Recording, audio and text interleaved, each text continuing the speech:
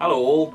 I don't normally do these in front of the camera type things, but I felt it would be quite appropriate this week because I just wanted to say a really big thank you to all of you that have liked and commented and subscribed to my videos over the last few weeks, and indeed those people that have been here since the beginning, about a year ago, just over a year, and we're sort of steadily grown with a massive jump in the last couple of weeks. So I can't thank you enough, and I'm really happy that you have all appreciated my little films. As a lot of you have said, and what was the primary sort of spur for me to make them, it's nice to have something on YouTube that's free to access, that's quite informative and isn't so sort of fashionably critical, which seems to be a little bit of a trend at the moment, especially amongst so-called Doctor Who fans. I mean, it's okay to be critical, it's okay to criticise, but sometimes it just seems that people like to jump on bandwagons a little bit and don't really offer much of a reason behind statements that they make. So thank you all again. I can't thank you enough. I've been really overwhelmed by the support that I've got these last couple of weeks. I'm really pleased that my videos are now getting out there and reaching a wider audience, and people are appreciating them. I mean, that's why I make them. I don't make them to make money. I can't make money out of them, and I never had any intention of doing so anyway. BBC Worldwide so far has been very generous in allowing my videos to stay on YouTube despite using a wealth of copyrighted material, but they are non-profit. They'll always be non-profit. I have no intention of making any money out of it because that's not what drives me. A bit like the program makers originally themselves, I just want to do something that's entertaining and basically gives some sort of point to having all this trivia and nonsense in my head. I'd like to be able to share it with you. So if you learn something new, that's great, and I love when people point things out in the comments that maybe I've missed or areas I haven't looked into, because that's what it is. It's all about debate, it's all about discussion. Some of the best comments I've had are where people have said, I'm going to show this to my friend who wasn't really into watching classic Doctor Who or didn't really know where to start, and those comments where people have done that, and then people have got into classic Doctor Who and appreciated it because of my video, and I can't think of higher praise really than that. I'm really flattered that that's happened. So I thought I'd take the opportunity by doing this video as well to answer a question that I've had a few times. I don't mind answering it individually, but some of you may not spend your time reading the comments section, so I thought I'd address it here. In case any of you are wondering. The two questions I get the most are, you know, when's the next episode coming and how long do they take to make? So I sort of thought I'd answer those two things here. It is quite a labour intensive process. I love doing it, but it does take up a lot of time, and I do work full time, so I can't always put in the hours that I would want to and get things done as quickly as perhaps a lot of other channels would, but I hope that the time that it takes me and the effort that I go to comes through in the quality of the videos, and a lot of people have made some really positive, nice comments to that effect. Probably the hardest, but not the longest period, is the writing itself. I write between 5,000 and 7,000 words for each part, and to do that, obviously I have my own thoughts, my own ideas, I have my own plans about what stories I'm going to look at ahead of time, but I do need to do some research, somewhat to refresh my memory of certain things I've read before or studied before, and also to find out new things that might be appropriate, that I think might be interesting and might inform some of the results that we see in certain episodes. So to do that, I can refer to my collection of books, my collection of magazines, things like that, the internet, and also other books about other topics, about history and politics and things like that, which I have an enthusiasm for and have learnt about as well. So bringing all that together is probably the hardest process, because at that point the structure, the shape of the video and the pacing somewhat is going to be suggested by what I write. So it's a little bit of an intensive process, and it takes a good...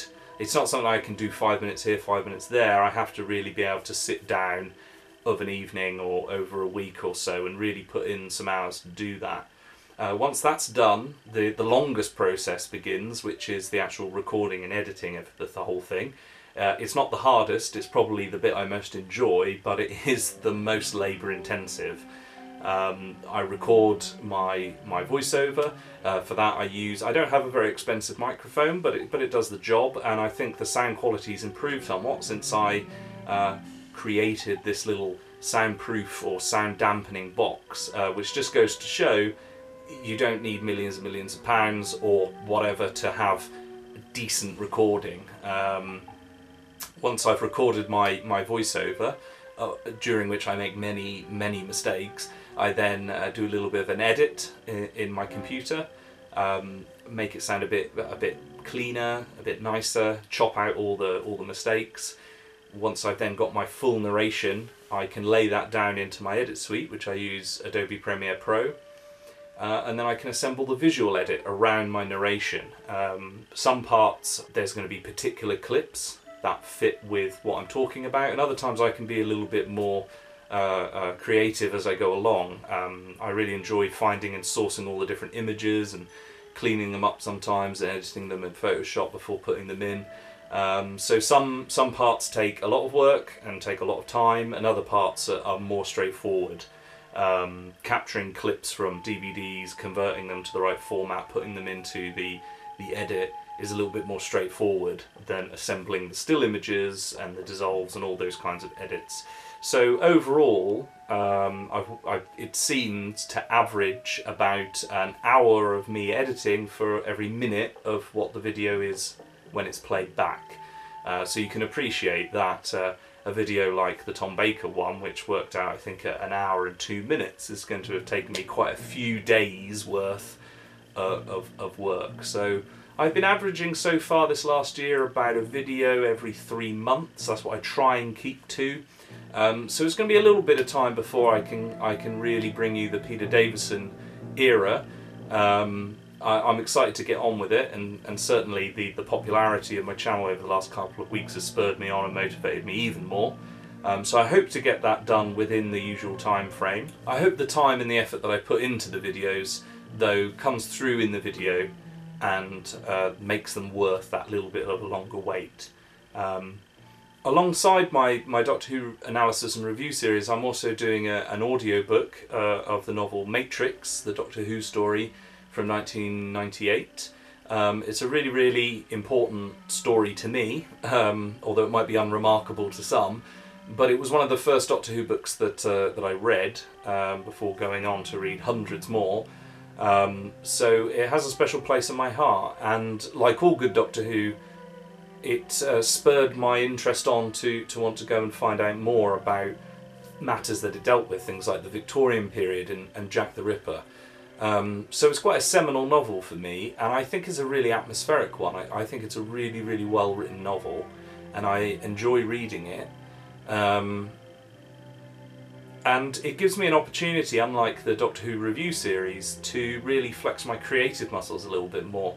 I love Big Finish audios, and I've loved audiobooks all my life, and rather than just have me reading the book, the real joy I take is in creating the soundscapes and putting in sound effects of all kinds of things. I mean, the really interesting effects are things like the TARDIS and explosions and guns and all that kind of thing, but also quite a lot of the more subtle sound effects which just help to create a more immersive experience, things like footsteps and mud and rain and all those kinds of things. And I'm limited somewhat with the technology I've got about how much I can create myself, but the vast majority of the sound effects are made by me, and some of them I've sourced from the BBC Sound Effects Library. Those are mainly Atmos and environmental tracks, the background sounds, which my microphone won't really pick up as well.